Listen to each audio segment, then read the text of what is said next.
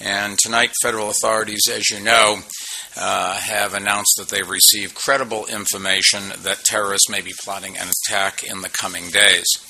Now, as we approach the 10th anniversary of the 9/11 attacks, the NYPD, FBI, and the entire intelligence community have been on heightened alert because we know that terrorists view the anniversary as an opportunity to strike again. Now, the threat at this moment has not been corroborated. I want to stress that. It is credible, but it has not been corroborated.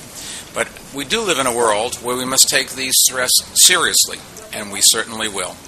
The NYPD is deploying additional resources around the city and taking other steps to keep our city safe, some of which you may notice and some of which you will not notice. But there is no reason for any of the rest of us to change anything in our daily routines. We have the best police department in the world. Over the past decade, they have helped thwart more than a dozen potential attacks. Here's what you got to do. If you see something, say something, and that has always been true. And over the next few days, we should all keep our eyes wide open.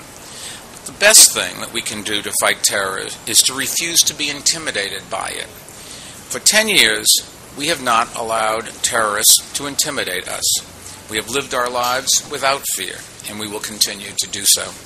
So go about your business as you normally would, but just be vigilant. If you see something potentially suspicious, call 311. And if you see something that you think is potentially dangerous, call 911.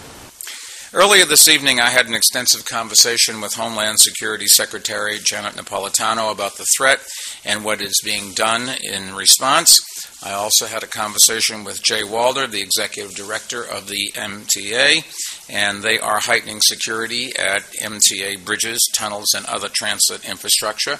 And just for the record, I plan to take the subway tomorrow morning and feel just as safe as I did when I took it this morning.